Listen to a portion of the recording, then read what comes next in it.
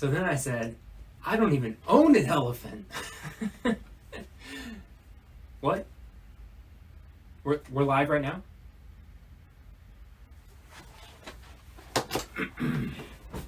Welcome back to Sonshine Island Online.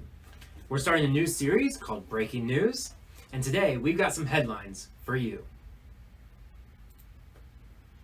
First, a man was found washed up on the shores of Nineveh, claiming to have been swallowed and spit up by a fish. Seems pretty crazy. We'll find out more as this story develops.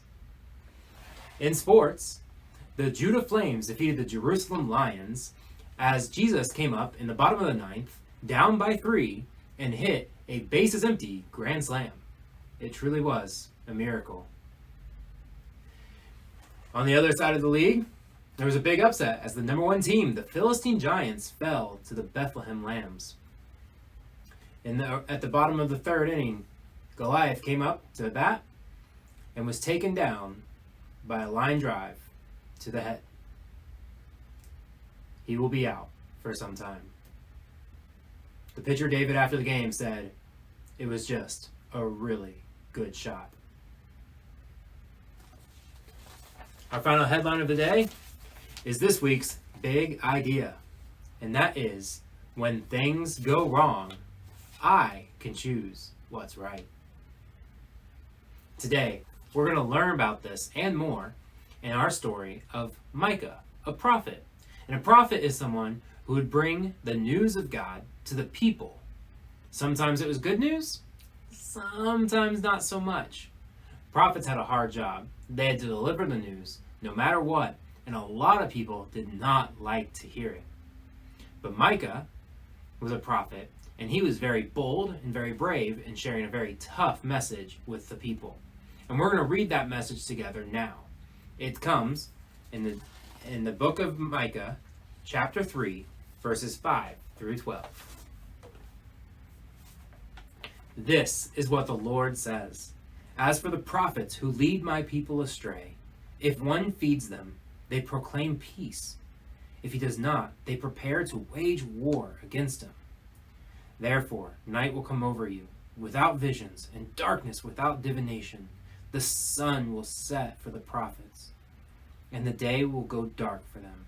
The seers will be ashamed, and the diviners disgraced. They will all cover their faces, because there is no answer from God. But as for me, I am filled with power, with the Spirit of the Lord, and with justice and might, to declare to Jacob his transgressions, to Israel his sin. Hear this, you leaders of the house of Jacob, you rulers of the house of Israel. You despise justice and distort all that is right.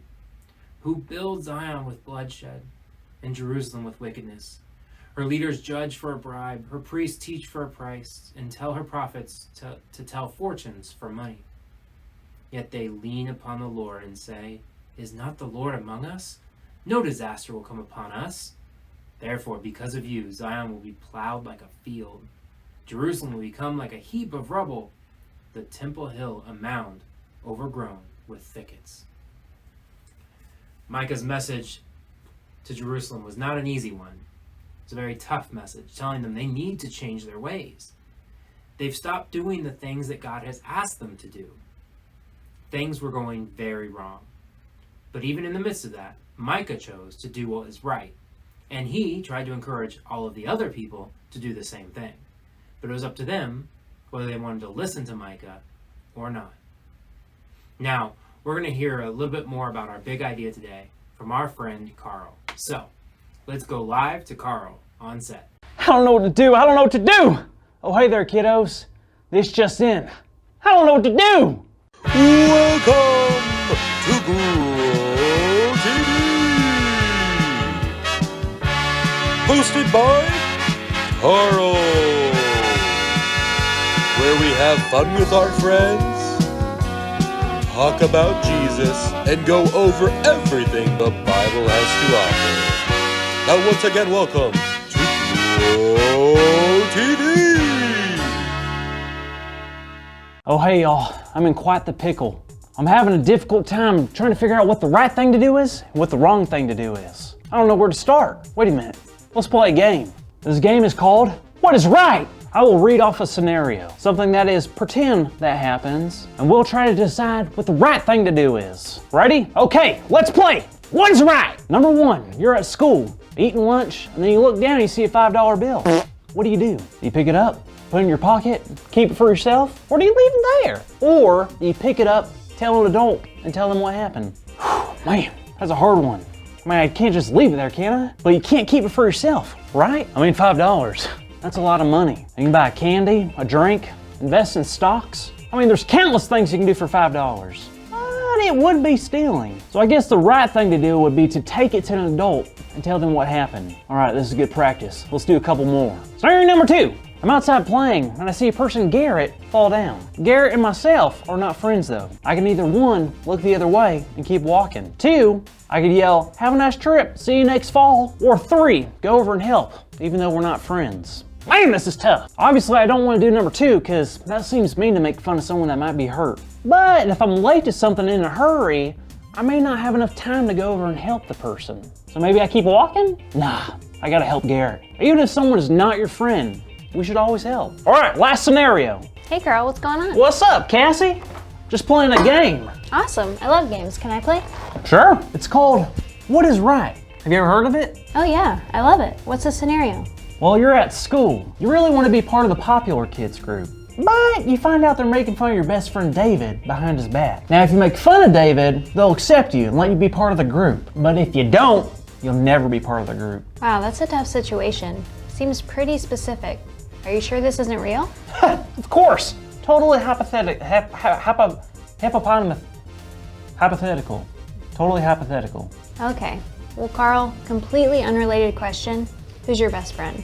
Oh, well, it's David. We've been friends since as long as I can... I see what you did there. You just tricked me. I did. Sorry.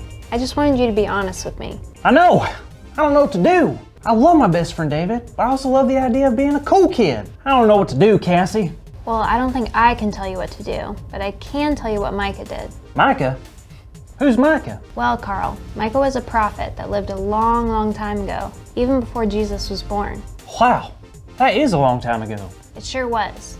You see, Micah was living near Jerusalem, and he was watching a lot of bad things happen. Like what? Well, the people of Israel were treating a lot of people poorly. Instead of helping others find God, they were making it harder for people to follow God. That's awful. So God told Micah to do something that was going to be really tough. Something that really wasn't going to make him one of the popular ones. Really?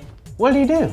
Well, God gave Micah a message that he was told to tell everyone, even the leaders of Israel. It was a really difficult message, and people weren't going to like it. So Micah was told to give a message. He had the choice to listen to God or to ignore God, right? You're absolutely right. He had to make the choice to do the right thing, and guess what? What? He listened to God, and he did the right thing. Wow, that's crazy. That had to have been super hard. Totally. But Micah trusted God even when things were going wrong. Huh. I guess when things go wrong, I can choose what's right. You got it. You also just said our big idea. No, I didn't!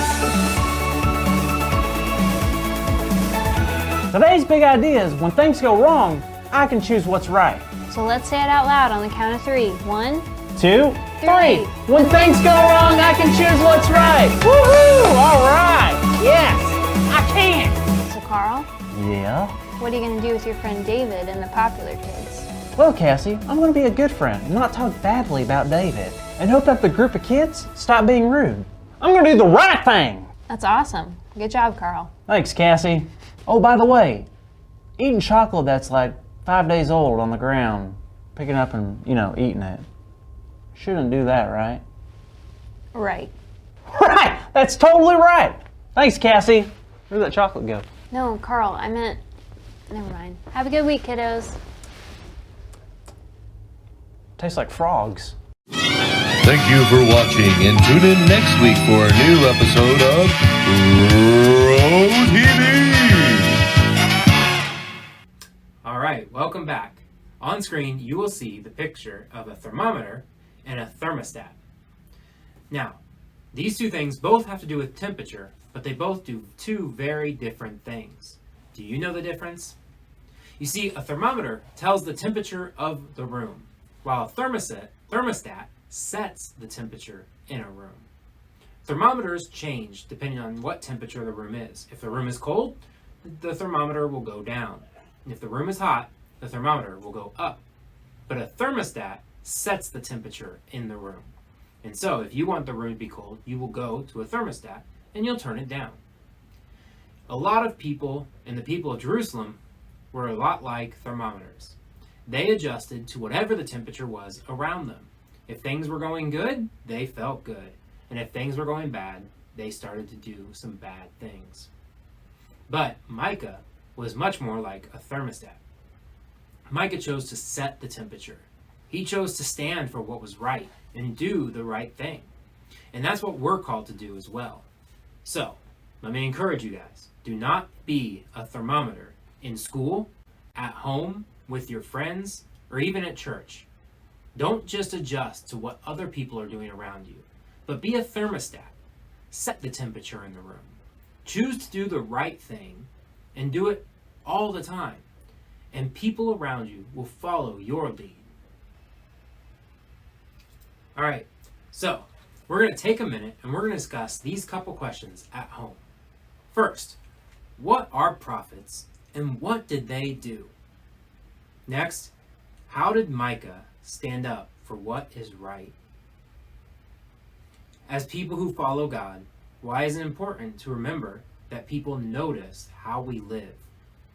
And finally, how will you choose to do what is right this week? We're going to put those questions up on the screen and take a few minutes, pause this video, and discuss those questions with the people in the room with you.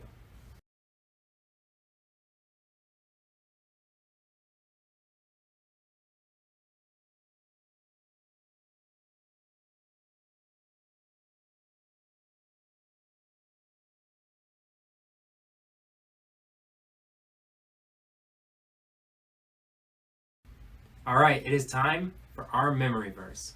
For this month, that verse is 1 Corinthians 16:13.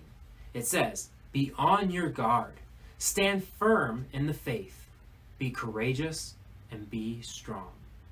Memorize that verse and send me a video of yourself reciting it, and you'll get a special prize. All right, everyone, thanks for tuning in to Sunshine Island Online, and we will see you next week. Have a good one.